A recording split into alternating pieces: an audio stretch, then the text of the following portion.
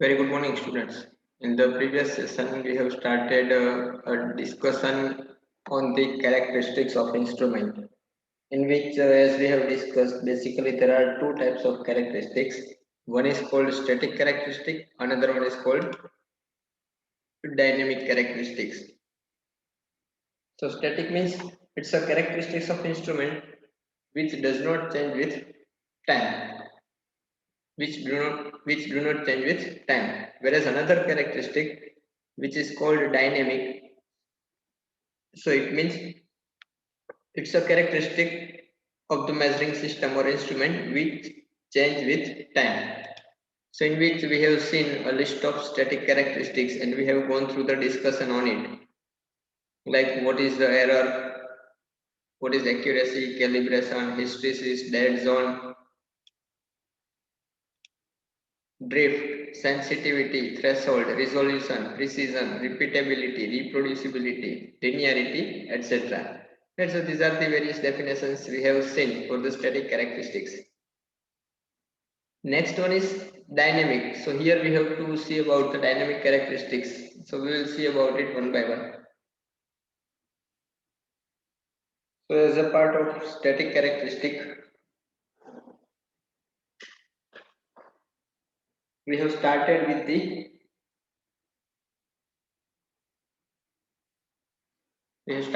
first, that is accuracy, then static error, then correction, then calibration,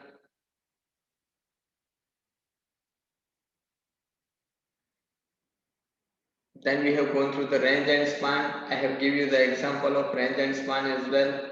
Then we have gone through sensitivity, hysteresis, reproducibility, repeatability, precision. Then we have gone through the dead zone, drift, threshold, resolution. So resolution means here lastly we have seen that it is the input slowly increasing from some arbitrary, means from non-zero input value. It is observed that the output does not change at all until certain increment is exceeded. This increment is called resolution. So I have shown you the graph like current up to certain limit. Suppose value is increasing for a specific value, the value is constant, and then after certain time again it increase again, right, by this way. So this kind of graph, as I told you, you have seen. So that is what resolution. Now second part is dynamic characteristic. It means it's a variable characteristic with respect to time. So now what are the dynamic characteristics? So these are the list we are going to see. First one is dynamic response. So dynamic response means the behavior of system when input vary with time, and so does the output is called dynamic response. Right, behavior of system.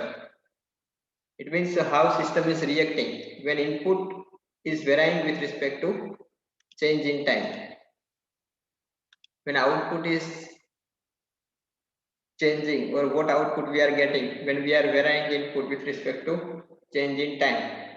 That is called dynamic response. Second one is speed of response. So here you can see speed.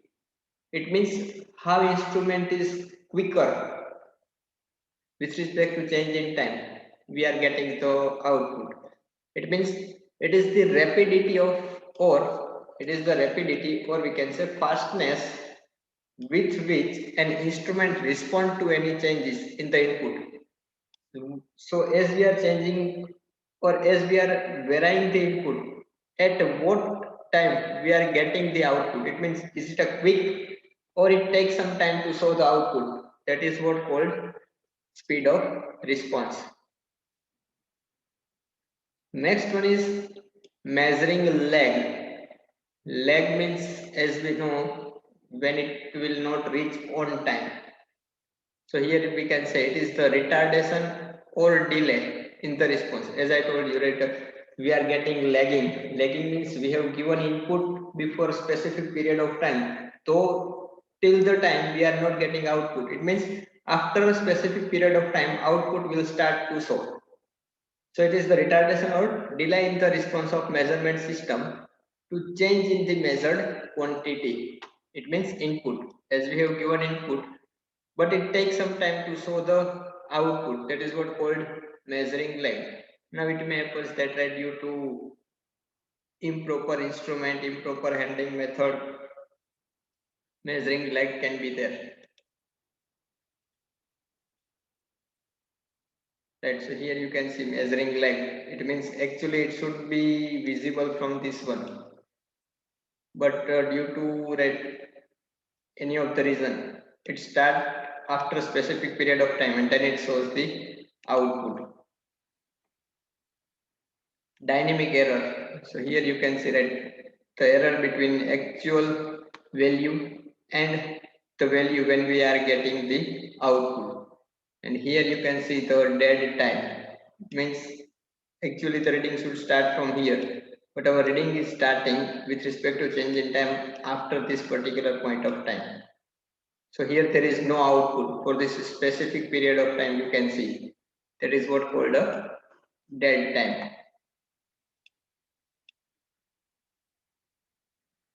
Next is dynamic error. So dynamic error means, as you have seen in the curve, in the graph, it is the difference between true value, means our actual value of the quantity changing with time, and the value indicated by measurement system if no static error is assumed. It means we are not assuming anything, and whatever the difference or deviation we are getting between true value and the indicated value, it is called a dynamic error. Fidelity. So here you can see it is the ability of measurement system to reproduce the output in the same form as the input. Ability of measurement system to reproduce the output in the same form as input. Right. So this is what simply we are defining ability of instrument. So whatever the input form, right, in same form we are getting output, or we are able to reproduce the output in same way, then it is defined as fidelity. Then overshoot. Overshoot means due to inertia and mass moving parts, the pointer of instrument does not immediately come to final position. So now see if I will give you the best example. In our bike or car, sometimes you have seen that, right, we have released the acceleration, though our pointer, right, our pointer is not suddenly coming to the zero. It takes some time to come at zero. It takes some time to reach at zero due to the weight of moving parts, right, and due to some inertia force acting on it. So it does not come immediately to final position. It takes some time to reach this state of rest. So that is what try to see if you have not observed. Run with bike with very high speed and then suddenly release the accelerator. Suddenly pointer will not reach at zero. Yeah, second thing is also fuel indicator. Sometimes you have seen in the fuel indicator also, right? Or fuel is at rest. So again, when we are starting the fuel indicator, so it takes some time to reach at actual position. And again, when we off the switch, again it takes some time to move back on the initial position or at the rest position. So the overshoot is defined as the maximum amount by which pointer move beyond the steady state. Right, the maximum amount by which pointer moves beyond the steady state is called overshoot. The next one is dead time. So as you have seen in this diagram, here you can see this is what a dead time. So it's a time, right, where we are not getting output with respect to changing input value. So dead time means it is the time required for instrument. It is the time required for instrument to begin to respond to change in the measured quantity. So as I told you, right, actually our input we have given before specific period of time, and after some time we are getting output. So the time begin to respond to a change in the measured quantity is called a dead time. Dead zone. So again see the diagram, you will get idea. Here this is what a specific area is called a dead zone, right, where we are not getting output with respect to applied input. So it is the largest change of the measurand to which the instrument does not respond, right? So up to a largest change up to which instrument does not respond, after that response will start. So right, the best example is suppose we have to release or we have to shift an object having a weight of 20 kg from one place to other. So as we are applying the input of 1 kg first, object cannot shift. Again we have given a load of 5 kg, 10 kg. So input we have given, but we are not getting any output. We are not getting any observation of movement in the displacement value. So point is, right, up to certain time. So a largest change in the measurement to which instrument does not respond.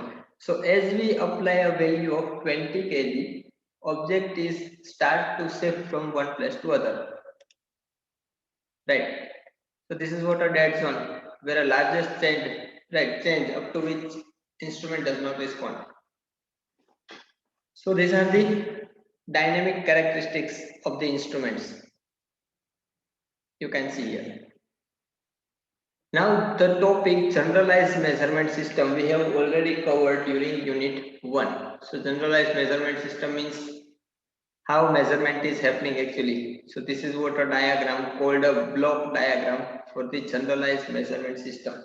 So generally measurement is happening in this way, right? But according to system, it can be changed. So here you can see there are various stages that is required to follow. So first we have physical system.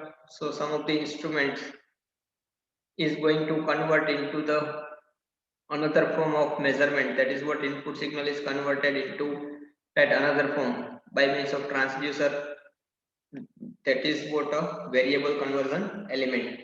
Then it will be manipulated by some manipulators like amplification, filtration. After doing that thing, data is required to transmit from one place to the required place. Then again there will be some processing happening on the data, right? That is what mathematical calculations like addition, subtraction, average, multiplication, and etc. And then we are finally getting the output. So output can be available in various form like either indicator, recorder, or in form of controller.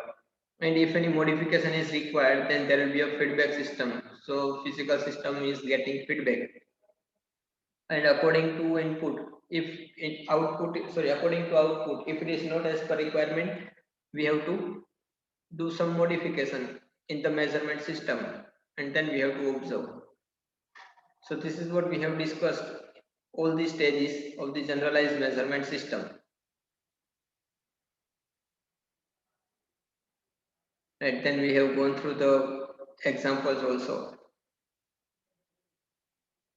Then this is what the question, how question can be asked, how question can be asked from this centralized measurement system.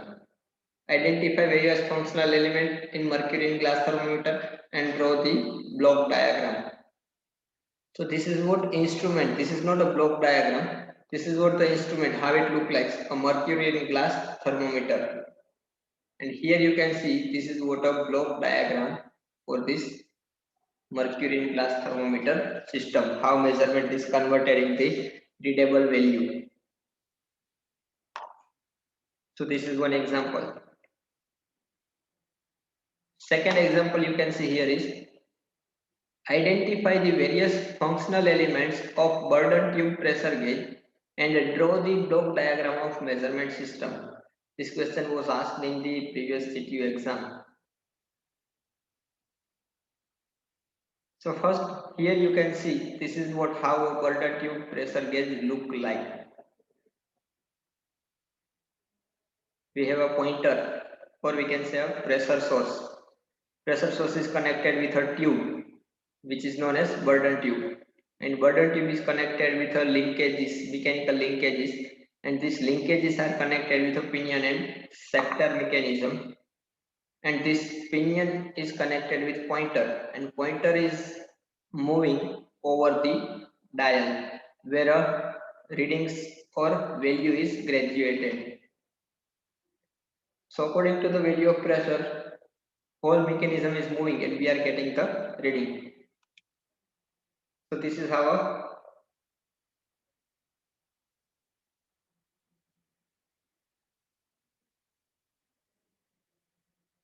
burden tube pressure gauge is working.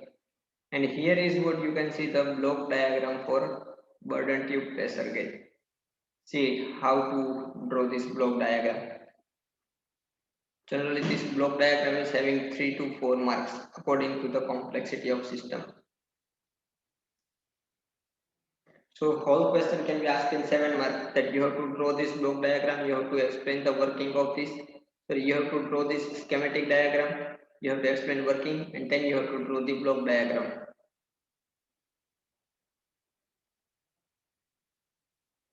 Then next question is identify various functional elements of pressure actuated thermometer and draw the block diagram of the measurement system.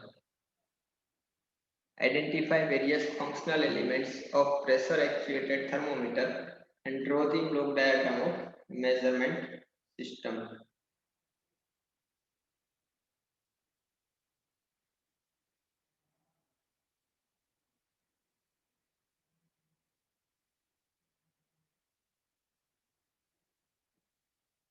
Right, so this is what I have given you for the homework part at the time of unit 1.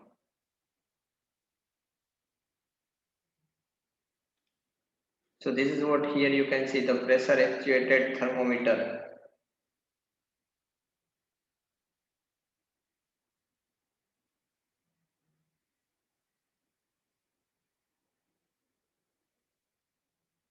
Right, how it looks like, and for this you have to draw the block diagram. So this is how it looks like, you can see.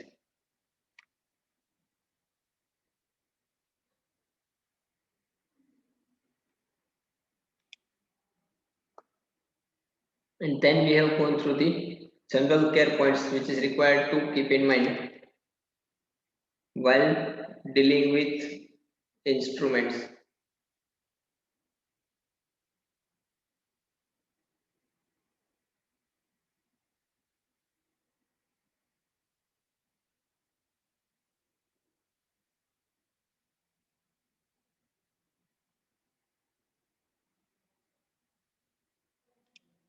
Right, so these are the things we have gone through it.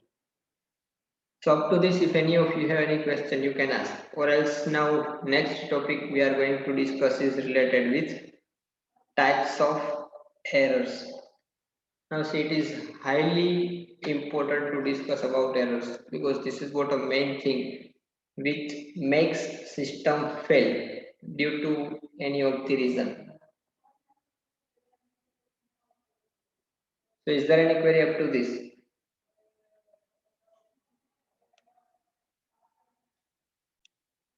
Okay. So here the next topic you can see is errors, right? Types of errors. So basically, see, errors can be divided in 3 parts. One is called gross error or mistakes. Both things are same, right? Either a gross error or mistakes. Second one is systematic errors, and the third one is random errors. Now, question is right, like error means error. So, is there any specific thing? No, right? But actually, it is divided in 3 different ways. So gross error is having 3 types called blunders, computational error, chaotic errors, systematic error.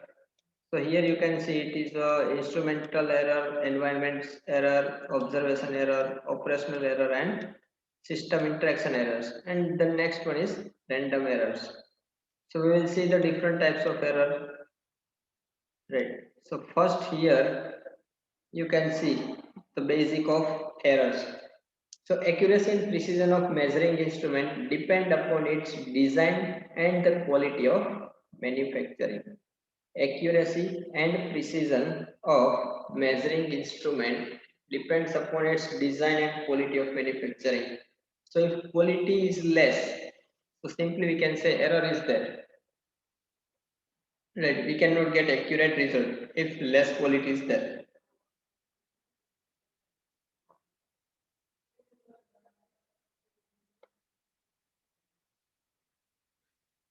So next is, in order to assure the purchaser of the quality of instrument, right, we have to assure the purchaser that if you will use our instrument, you will get higher quality, right, and higher accuracy and precision of measurement. So in order to assure the purchaser of the quality of instrument, the manufacturer guarantee a certain accuracy. It means, right, as we know in instrument, manufacturer have mentioned that this instrument is having a accuracy of 0.01 millimeter, 0.02 millimeter, so and so on. Right. So manufacturer guarantee a certain accuracy. The manufacturer has to specify the deviation from the nominal value of particular quantity. That is what, right, they have to mention on the instrument, that at what accuracy this instrument can work, or at what precision this instrument can work. So here you can see that the limits of this deviation from the specified value, there should be some limit, right? There should be some deviation from the specified value. It means there will be a range, and that specified value, right, deviation from specified value is defined as limiting errors or guarantee errors. So here you can see it is impossible to make measurement with perfect accuracy. So that is what we all know, right? 100% accurate measurement is not possible. So errors and uncertainties, right, uncertainties are inherent in the process of making any measurement. It means there should be some deviation, right, and in the instrument with which the measurements are made, there should be some errors and uncertainty in the measurement and in the instrument by which we are measuring, and that is why it is highly important to know about the errors or to study about the errors. So study of errors is important as a step in finding ways of reducing them. It means as we are studying about error, it means actually we are trying to reduce it, and also as a means of estimating the reliability of final result. The reliability of final result, right? So that is why a study of error is important. Okay. So now one by one we will see about the different types of errors. First here you can see is gross errors or mistake. So can anyone tell me what is gross error or mistakes?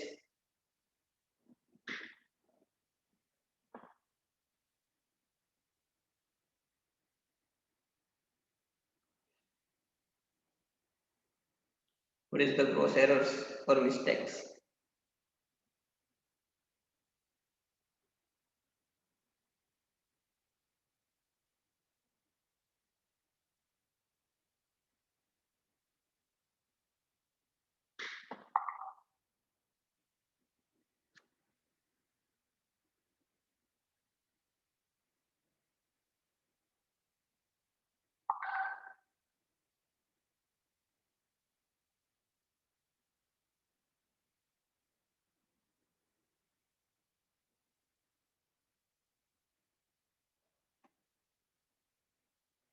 So what is the gross errors?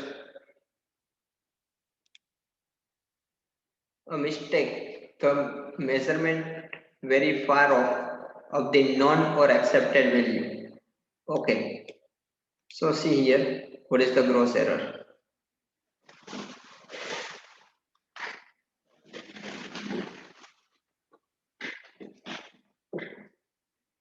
So here you can see these errors occur due to human mistakes. Right, this error happened or occurred due to human mistake such as careless reading. It means our attention is somewhere and we are measuring the reading. So that is what of careless reading. Then mistake in recording observation. It means improper observation of the recording, the result. Then incorrect application of correction. It means whatever actual correction is required, we have not made it. And improper application of instruments and computational mistake is called gross errors or mistakes.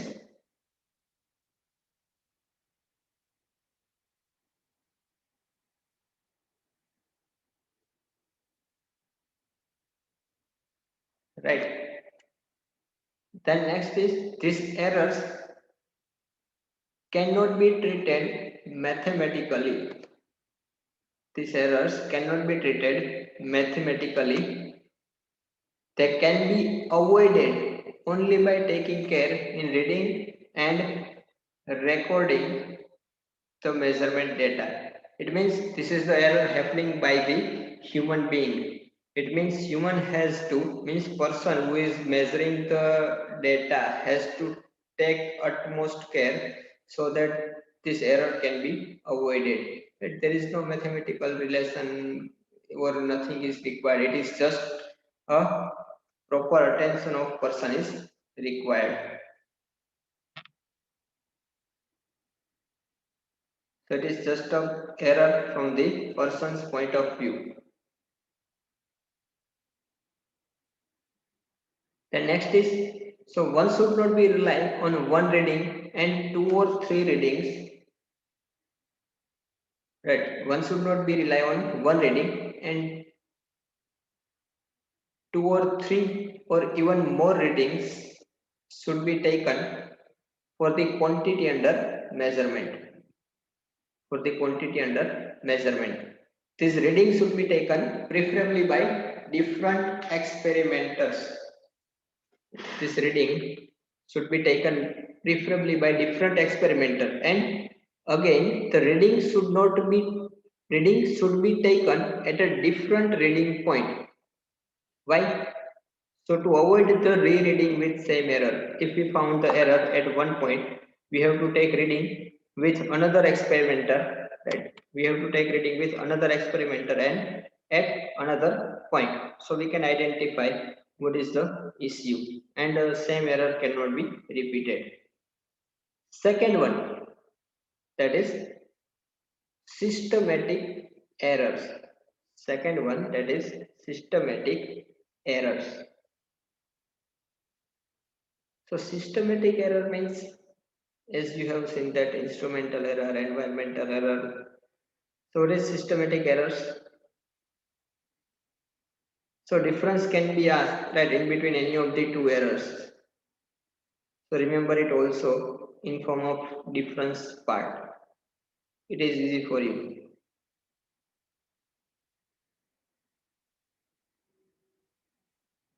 So what is systematic error?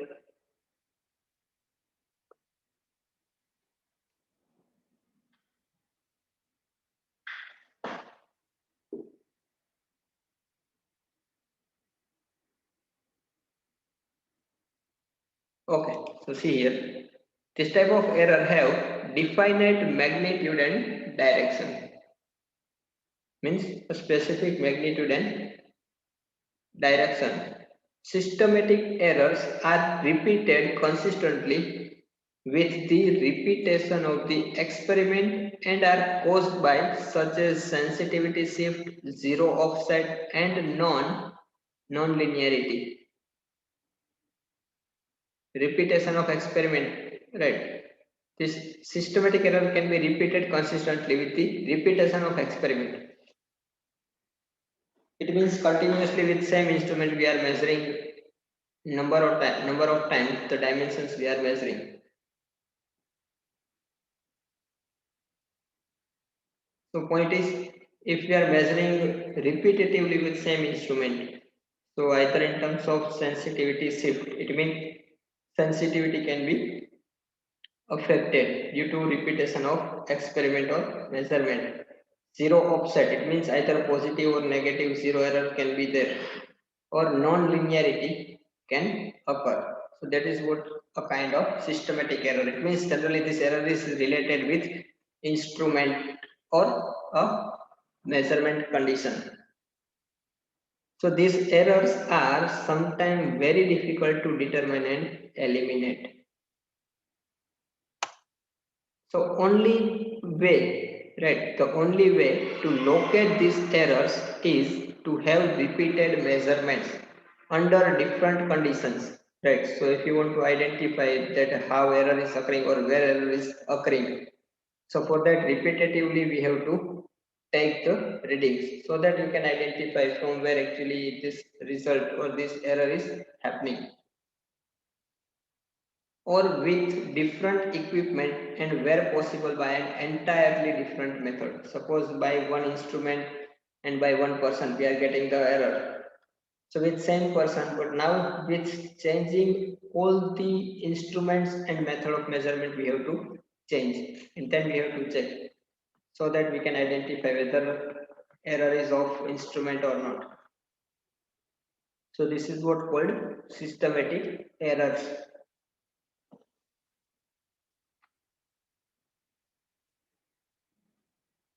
Next one is random errors. So here you can see as a part of random errors. The name itself suggests the meaning. Random errors are accidental in their incidence. It means regularly or repetitively this error is not happening. It's an accidental in nature in their incidence and variable in magnitude and usually follow a certain statistical. It means probability law, usually normal distribution law.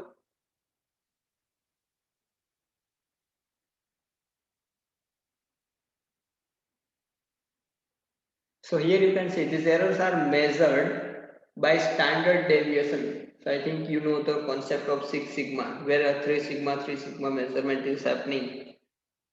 So by means of that standard deviation, these errors can be measured. What deviation is there? And with increasing number of measurements of same quantity, with increasing number of measurements of the same quantity, the value of standard deviation becomes smaller. Right, these errors are measured by standard deviation and with increasing number of measurement of same quantity. Same quantity is measured for a larger number of time. So the value of standard deviation becomes smaller and value of physical quantity more sure, right?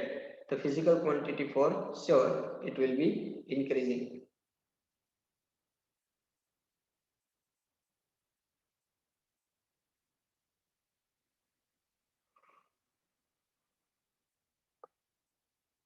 So here you can see there are some factors, right, that leads to the random errors. So first factor is friction and stickiness in instruments. So if friction is there and due to friction there will be wear and tear, which is responsible for the random error into the measurement. Second one is vibration in instrument frame or supports. So if vibration is coming in the frame of the instrument or the supports we have provided, so again if vibration is there, we are not able to get the perfect measurement. That again leads to the error into the measurement system. Next is elastic deformation. So deformation means change in dimension. So again due to this change, perfect result cannot be attained for a longer period of time. Then spring hysteresis. So you have seen that hysteresis curve. For a single input value, we are getting two same output. It means there should be something which shows the error, right? So that is what a spring hysteresis. Next is large dimensional tolerances between the matching parts. dimensional tolerances. Now it is not required to explain you about tolerances, as you know, as you have studied the topic limit, fit and tolerance. So large dimensional tolerance between mating parts leads to the random error. So we have to keep it that we have to keep the instrument as with a tight fit tolerances. The next is supply power fluctuation. If power is fluctuating and if we require power for the measurement, then again it affects the measurement and leads to the error. Then backlash in movement.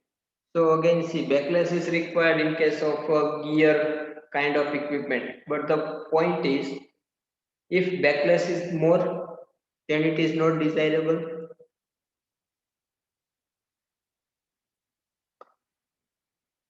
and if backlash is less then also it is not desirable for us. So the point is it should be as per the requirement. If backlash is more, it means gears cannot move. Sometime a free movement is happening into the one gear, right? So there is no proper contact due to large backlash. If small backlash is there, it means gear tooth doesn't have sufficient space for movement. So gear can lock. It means proper movement cannot be done, and due to which gear can damage.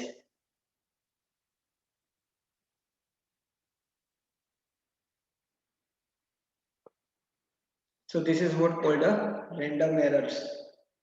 So first that we have seen about the gross error, then we have gone through the systematic, and third one is random error. So these are the three main parts of the errors. Now next here you can see is the instrumental errors. So what is the instrumental error and what are the examples of it? So what is the instrumental errors?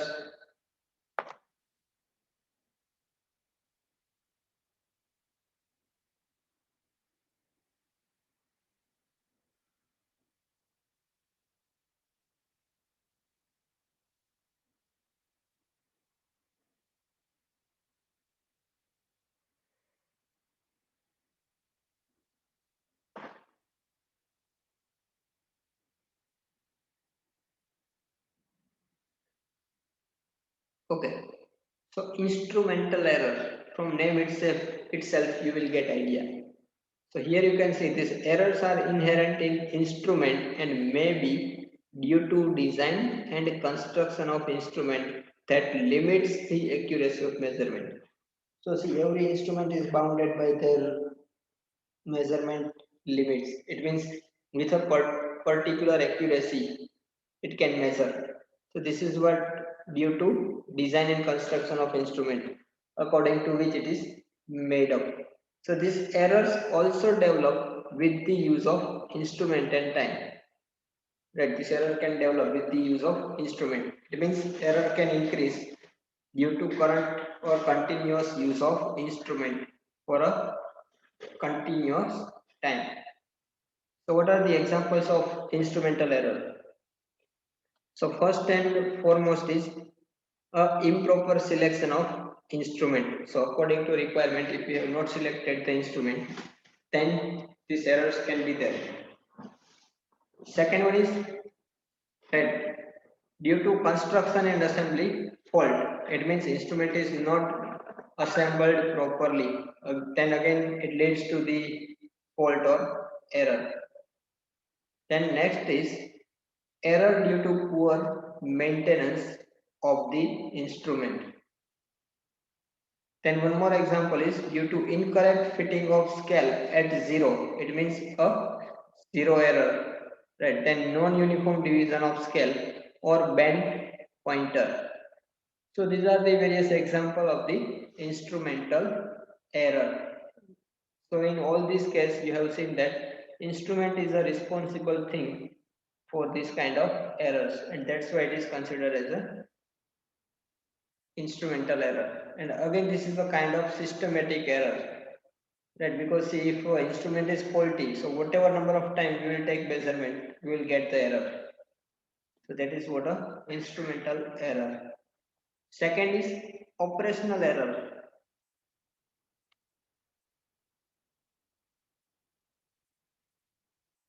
So what is operational error?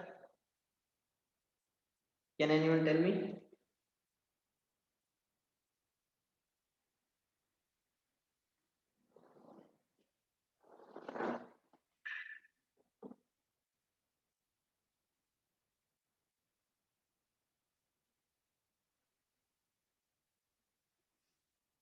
What is operational errors?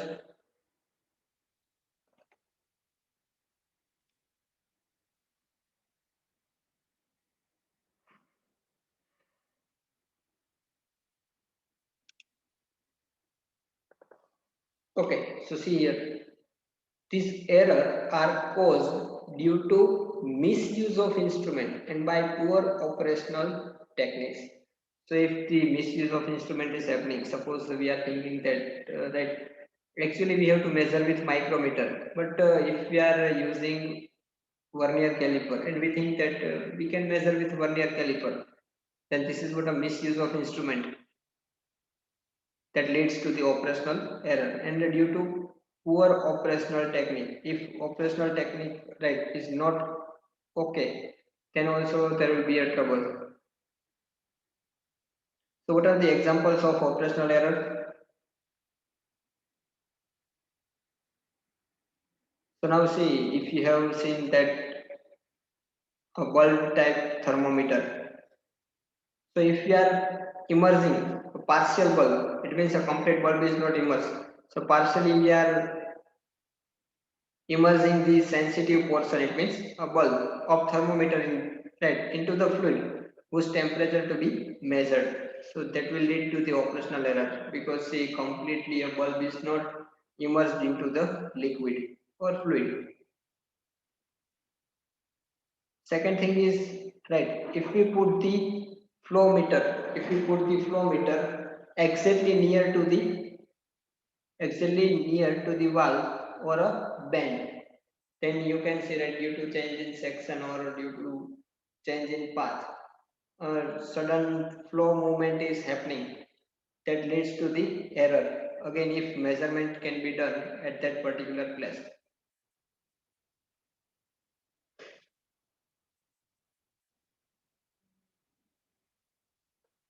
Now next is environmental error.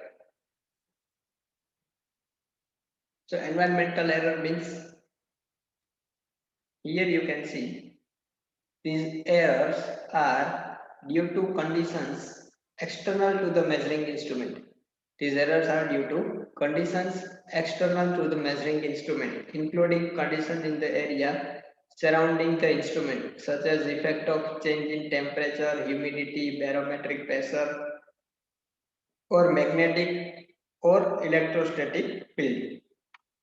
It means any kind of environmental impact that leads to the error into the instrument. Suppose if temperature is very high, it may happen that instrument material or component material either can expand, due to which we can get wrong result.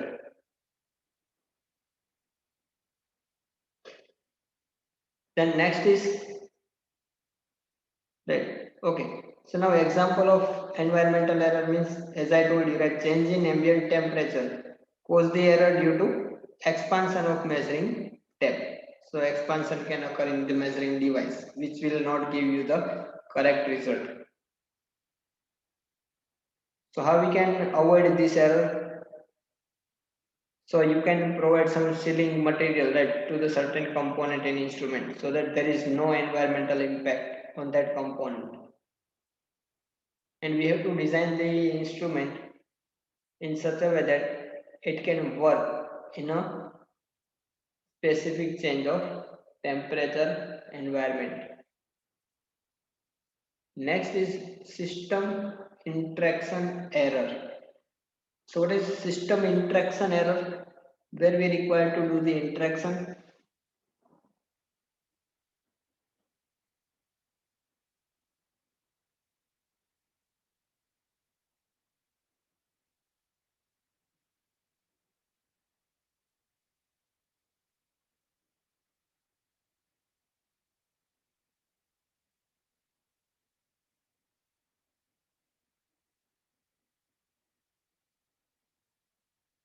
What is system interaction errors?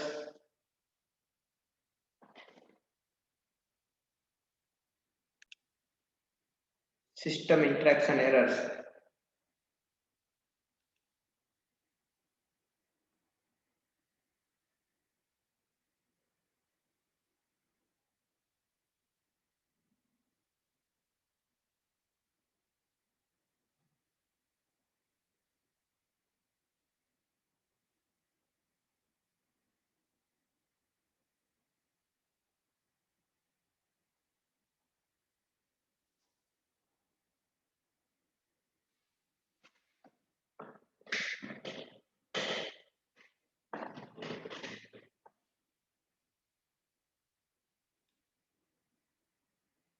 Okay, one answer I got is authentication problem.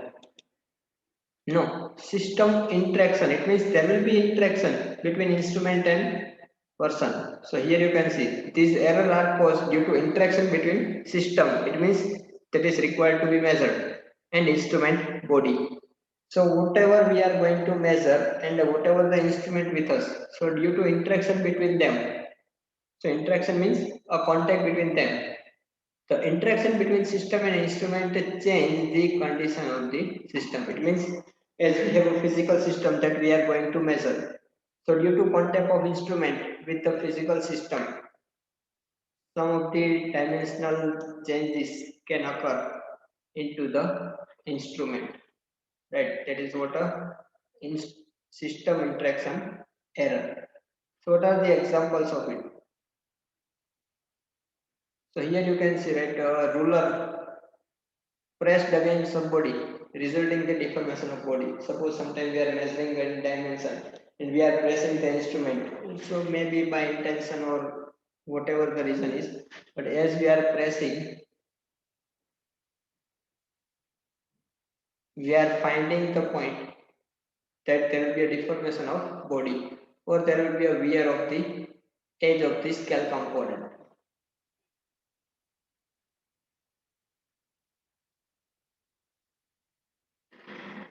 Right. Second thing is continuously if we are immersing the thermometer into the hot body after a specific period of time, the sensing capability of fluid, right, temperature or thermal capacity of fluid may changes.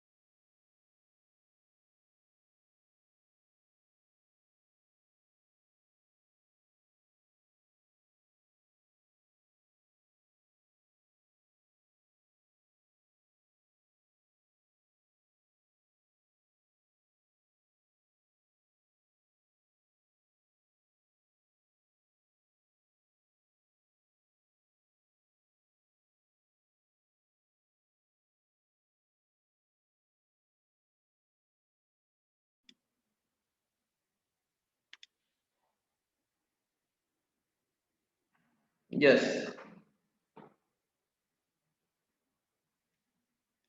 right. Okay. The next one and last but not least is observation error. So observation error means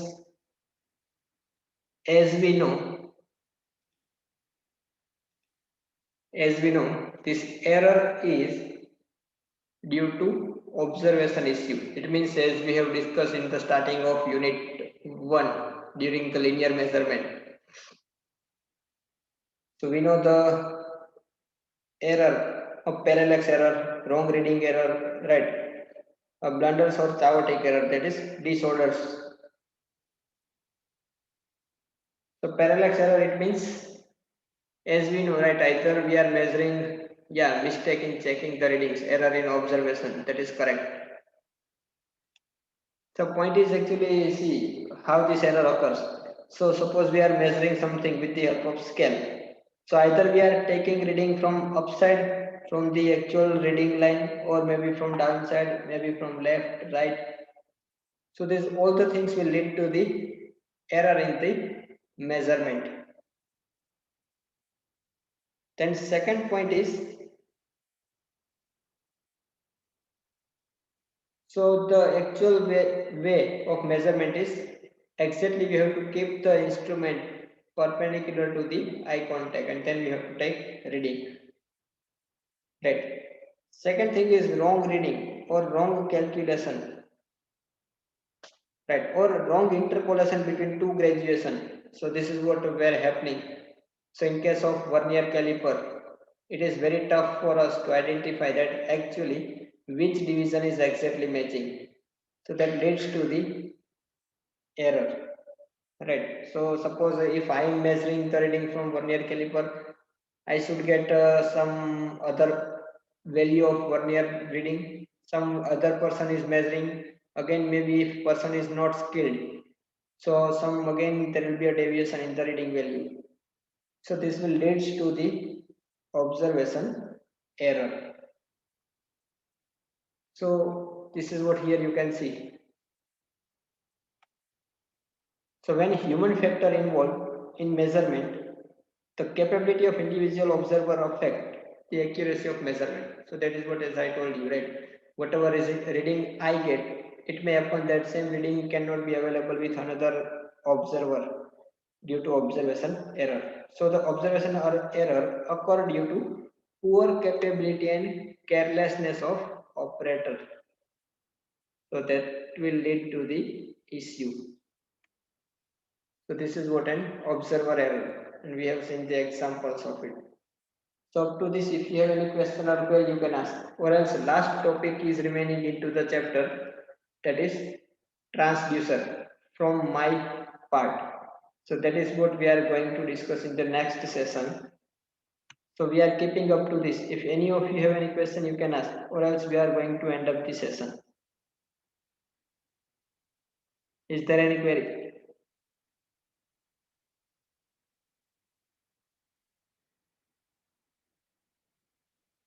Okay, so now you can leave the session. Thank you very much. Have a nice day.